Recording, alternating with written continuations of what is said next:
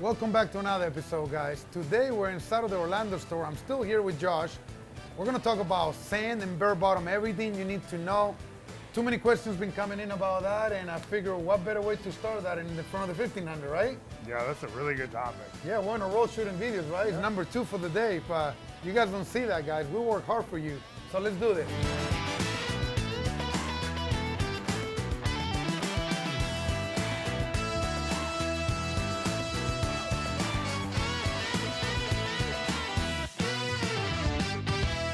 So 1,500 gallon tank. How long has this thing been set up, Josh? November 19, we placed our first big corals. First big coral, so 4.5 years, just like the Pentagon. Well, when I say big, I mean... Oh yeah, we've been fragging this tank non-stop. So, first thing I noticed is bare bottom, Yep, thick coral line on the bottom. yep. In the old tank, we used to have corals growing on the bottom. A lot of people might not know, but in bare bottom tanks, you can glue corals right on the bottom and then cross, right? Kind of like the surfacer right there that we Yep. can see. How come you don't have corals on the bottom on this one? Because Joey's got to walk in this one. All right, so the reason is our diver, the guy who takes care of this tank is Lou's brother, Joey. You guys seen him before. He takes care of this tank. He dives in this tank once a week, and he comes in from that back corner, and he's got to step in. So if there was corals there, he'll be stepping on them. That's Yeah, the only reason why we His toes get up underneath these corals here on the front, so... don't. It's barely in a room. It's tight. Yeah. He's got to be careful next time he gets in there. That's Joey right there. Say hello, Joey. Hello. So that was Joey right there. He gets in this tank once a week. But I started trying myself bare bottom tanks 21 or 22 years ago. Back in 2002, I was going into these forums called Reef Central, and back then it was very against the hobby to do a tank without sand. But there was something that I liked about how clean it looked and the amount of flow that you could deliver. I had a roommate back in the days. He had a 172 gallon tank, and I convinced him a bow front, yeah. And I convinced him to put bare bottom on this tank, and we have 4 Tonsy power heads. Whatever model it was back then, it was the strongest ones that you can get. They were like 3,200 gallons an hour each. And you can imagine, this is 21 years ago, to put 4 of those Tonsy power heads in a 180 gallon bow front tank, 172 gallon tank bow front. They're like only 13 or 14 inches on the end. On the end, yeah. And then it bows So we to put 2 24 power in the heads on the bottom to sweep towards the bag and 2 on top. And I was loving life, guys. We were growing red caps, purple caps. We were growing blue hoxamite. We were growing Oregon Tour. I mean, these are corals that I remember from back there. Red cap, purple rim cap, Valida acropura. But I remember this thing, green slimer. I remember this thing's growing so good. And I remember arguing with people into these forums because people were saying that you couldn't do this. And then people were like, I just went against the grain. I was one of those guys that I wasn't reading a lot. I was just trial and error. What were the corals telling me? And sure enough, after that, we did the 300 gallon tank in the old store. Then we did the 500, then the 900, now the 1,500. And now we're gonna do the 4,000 gallon tank. If you can point at it real quick right there behind you, you guys can see it right there. It's fish in there. We're getting ready to do a big update on that tank. But we decided to do bare bottom on that tank because we're gonna be diving on that tank. You have to step in there all over. But since we opened the new store here, we've been trying different type of sands, different type of medias for the bottom, and different ways of doing it. Yep. So that's why we wanted to start here in the 1,500. 1,500 is one of the tanks that has bare bottom, right? Yep, starboard. So it's starboard. Explain to people what starboard is, Josh. Starboard it's HDPE, high density polyethylene. It's pretty much the same thing that you'll find in a cutting board. All right. It's the same stuff they use on boats, and you know, when you come off the boat and you see they're out there filleting their fish and they're ripping the guts out of it, Yeah. and that piece of Like material, a cutting board in your kitchen. Yeah, it's the same thing. All right. So same exact thing. So it works good because it's got a very high impact resistance. So you drop a rock. Yes. I know as stupid as it sounds, but it can happen in this tank. It has. Yeah, you drop a rock, it hits that starboard and it doesn't do anything.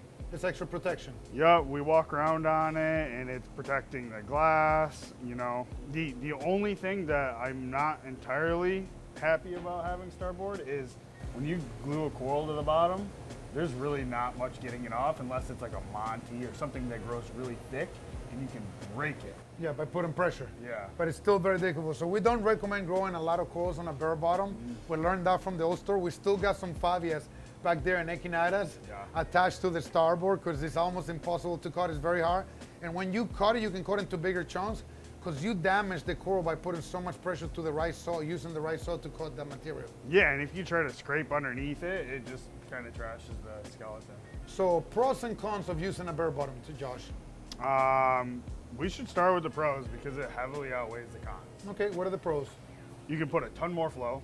Okay. We already talked about that. And when we mean tons more, Way it's more. not even a competition. There's nothing else that's going to be able to handle flow like Okay. that. Like you said, it's very clean.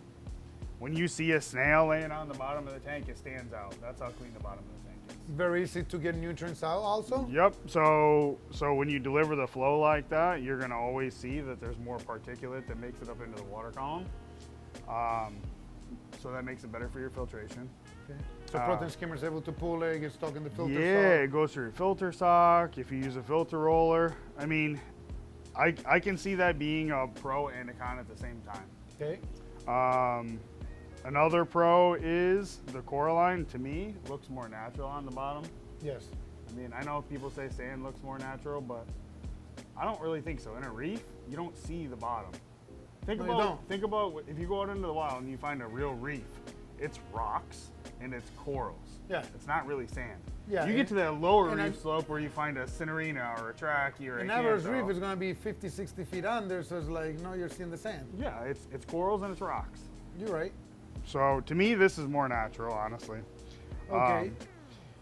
The downside, things blow underneath the rocks really easy when you're fragging. Okay. That sucks. Okay. It's easy to go too clean with it. Yes, so you have to feed a lot and you have to have a decent amount of fish to be able to maintain a good bare bottom tank, correct? Yep. Ideally, you got to feed multiple times per day, no less than 3 to 4 times per day with the bare bottom, ideally. Yeah, because like we just talked about, it's all going through your filtration. So normally, will you say that if you got bare bottom, you might be able to allow to more fish waste? If you have a bare bottom tank, yeah, you can have everything more wasteful. You can Yes, feed right? it heavier. Because you can remove it put- with a hose. Yep. It's hard to do that. If you're trying to go into a sand tank and you're trying to clean the sand bed, that's a lot of work. Yeah.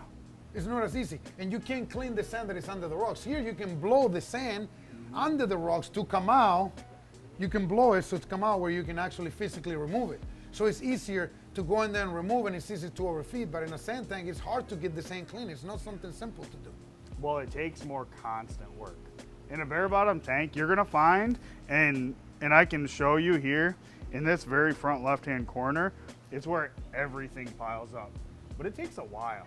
Because You know there's so what I much mean? flow, right? Yeah, because it's going through the filtration. In your sand tank, if you don't clean every week, it's gonna pile up. You're right. If you go every 2 weeks, every 3 weeks, your impact on your nitrates is gonna be higher. You're right. You It's have true. that problem, right? Yeah. Because you don't clean yours every week. No, I started to. I did it about twice. I've done it twice already in about the last 3 months. Definitely helped me. I think a bare bottom tank stays cleaner longer visually and when we're talking about water chemistry. So one big downside to bare bottom, very, very hard to cycle a tank with bare bottom. It takes a long time. Long time. The average tank takes 2 to 3 months. Bare bottom takes 4 to 6 months. It's like almost double the time to cycle bare bottom tank. So that takes care of bare bottom tank. We're gonna give you 4 different examples today. We'll show you the bare bottom. One more thing What really else? quick. There's one more downside to a bare bottom. What and is? that's if you're gonna keep things like trachees, acanthos, fungias, even maybe an elegans, it's hard to put them on the bottom. You have to 'cause glue them to a rock. They don't lay out flat, one. The flow gets underneath them and then makes their skirt do this a little bit much and it kind of makes them irritated. Gotcha. So in a bare bottom tank, it's hard to put those big polyp coral. Okay. All right. So we talked about the bare bottom tank. We're gonna show 4 different examples today. We're gonna show you guys thick sand. We're gonna show you guys very thin sand. And we're gonna show you guys calcium reactor media, which is ReBorn media that we've been using in our tanks. Yep. So let's go and we'll show you guys another tank. Let's go. All right, so we're going in order. My preferred method is bare bottom. That was the first one. This one is given a run for #1 place. So this is there was 2 varieties. There's a finer variety. That's and the one then I'm there's using. Correct. This is the same as what you have. Okay, I didn't know that. Yep. And then there's a thicker version, which is the one that I use. Okay, So there's two different versions, but they're both, they seem to perform almost as well. Correct. These look more pebble-like, and Yeah, they no, don't have like that oblong branch structure of a Less pond. porous. I would say they're about the same. It's just smaller pieces. So about the same. Yeah. So what are the pros and what are the cons of this? So pros here, this is more like sand than bare bottom is. Okay. So you can put a scully on the bottom of this tank and they tend to do a little bit better. So to me, that's a huge pro. Another pro is you're adding infinite amounts of surface area for bacteria. That is a huge, literally the tanks are running a little too well adding that media. It's just been going Sometimes, crazy. yeah. So something that it can be very good at pro for this is easy to clean as long as you have access to that area. Correct. Because you can use like a freshwater vacuum hose, is that what it's called? Siphon. hose. Yeah, the A good old Python. Python, siphon hose, right? Good old Yep. siphon hose. You go in there because the media is so heavy, it barely lifts, but all the detritus is settled right under it, and it comes right out. I did a video about 2 months ago.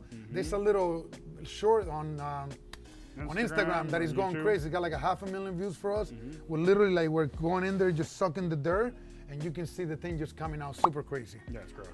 One downside to this media, to me, is if you have an algae of any sort outbreak, it literally grows on the actual media.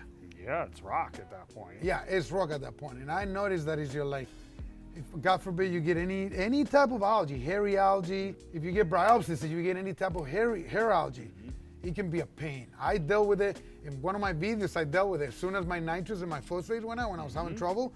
People didn't believe me. Oh yeah, you were getting like little I was getting lumps of it, clumps, right? and literally I have to get this out, and I was like scrubbing it with my hands in water, just to like kind of like with their own rocks friction. Yep. I was using their own friction just to get rid of the algae. So that was kind of a downside. That was the only thing that I can think of that it was downside to. Another benefit is you can't even really see the hermit crabs in here. They blend in with the rubble, so it's not like bare bottom where it's a clean slate and everything on the bottom looks like it stands out. Yeah. Here it all blends in. Looks pretty natural. Yeah, even under white light. It grows coralline algae, which to me It's is a plus. awesome. Yeah, if you've got coralline growing on the bottom, it looks natural. Josh, if you ask me, I'm gonna say this again. Bare bottom has a special place in my heart. But this, after trying it for a year and seeing the results that we're getting on different tanks, as much as I hate to admit it, you can deliver almost as much flow and it doesn't move and you get more stability. So at this point, I think for the health of the tank and corals, it might be better. For visual, I'm still kind of like the other one better. But just for this video, my thing, I still go with bare bottom. Number 2, I will go with the media. And then Well, let's talk about some more stuff, because maybe this might be number 2 or number 3. why? What are you thinking? Let's go look at the big stuff. First tank was the bare bottom. Huh? Second one was the one with the smaller Two Little Fish ReBorn. ReBorn. Yep. And what's in your tank is here in JW's tank, which is the larger size of ReBorn. Yep, that's the which classic I ReBorn. personally think it looks a little better. At the time when I put mine, there wasn't available. You remember there was a time that during the COVID, The big stuff. like wasn't about available. 2 years ago, it was very hard to get a hold of. Yep, it's definitely true. We struggled to get it. Now we've got tubs of it. There you go. So this looks more natural, right? Yep. So one thing that we did, we have a top setup with that and we sell it because it just can set up tanks so much faster. So why you like this better? Just the looks of it? For me, the number one biggest thing is all the dirt falls straight down through it. You never get dirt piled up anywhere. And if you gravel vacuum this, just like you do, you're cleaning an area that's small. But if I gravel vacuum this right here, if this glass was exposed on the edge, you could literally see the dirt go like this across the It bottom travels. and get sucked up. So it means to me that all of it's coming out. So if I really want a deep clean, I get all the crap out of the big stuff. All right. So again, this is the big grade of ReBorn media from Two Little Fish. Correct. All right, let's go see now Caribsea Special Grade Sand. Correct. All right, let's go. All right, so here's our fourth option. We're in the farm, tank 11. This tank is a 750-gallon tank. Same thing, it's been running for about 4.5 years. Option number 4, Caribsea Special Grade. Correct. All right, so this is the same sand that we use on top of the Fiji Pink in the Pentagon. Yes, so that's why this is more purple than that is. Yes.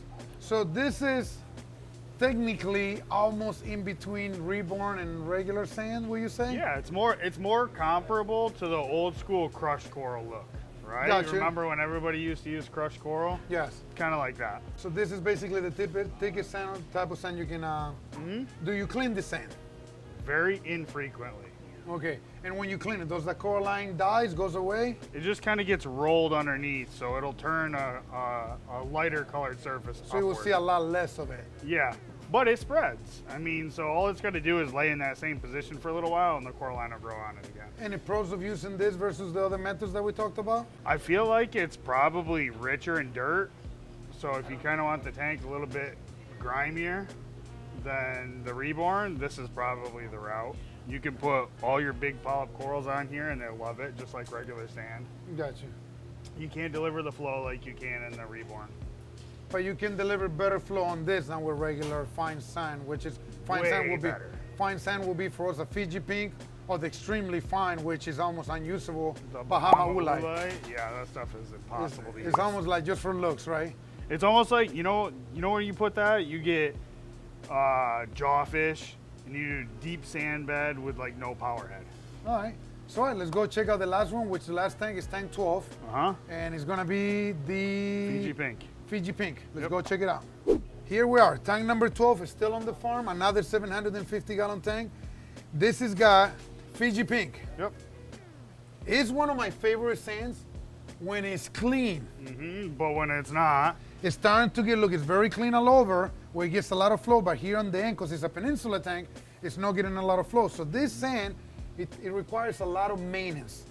When it's clean, I repeat, it's one of the most beautiful sands you will ever see. There's only one sand is finer than this, which is the Bahama Oolite. Stay away from that, guys. You can barely, like that sand I will recommend in a tank with acants, with mushrooms, with goniopores, where you keep almost no power heads, if any flow, very low flow, kind of like a lagoon style type of tank, and it will still require maintenance. If the tank is running well, then it will stay clean. But if it's not, you're constantly going to be on top of it, right? with the Bahama Oolite, it's so fine that you can see the dirt literally set on top of the sand. Yeah. So the dirt particles are bigger than the sand. It's crazy. And you can see it like literally you can see little spirals of sand just floating Yeah. and it comes back down. So that's something that we can talk about really quickly. So regardless of what type of gravel or media that you use, the big particles are always going to be at the top. They call that stratification. So the small stuff will fall through to the bottom, no matter what you do. So if you think that you're going to put sand in and have sand and rubble at the same time, eventually the rubble is going to work its way to the top and the small stuff is going to work its way to the bottom. It's true. That's how it works. So one plus on this I will say is when it's clean, the looks. I mean, if you guys, I don't know if the camera can catch the whole side. I'm sure we'll show you guys a B-roll of this. This looks phenomenal. But if I were to tell you guys that we have someone named Jesus here, he's responsible for the sand on this tank. He cleans the sand Monday, Wednesdays, and Fridays. He's reeking through it. He gets buckets of it like every other week, and he rinses the sand and puts the sand back in there. So it's a lot of work to keep it pristine, but it's very rewarding. Downside is you can deliver heavy flow, and it can collect a lot of dirt down there, and to clean it, when you clean it with the siphon hose, you can remove a lot of sand, and then you have to grab that sand and you have to rinse and pour it back into the tank. Right. So that can be a downside to it. But it's got really good contrast. You It's know, if amazing. you look down the side of this tank here, it's really pretty white, and then you got all these nice colorful coral on the top. It's a good like contrast, like you were saying, right? If you can do it right, this sand really does look incredible. Gotcha. So Josh, I think that covers everything, right? Yeah, this is not my number one. This is number 5, guys. So there you go. I hope you guys enjoy all this information. We work hard to bring you guys all this knowledge to you guys. Don't forget to subscribe, give us a like, post some comments below. Me and Josh were lurking around. We'd love to answer some comments. We'll see you guys on the next episode.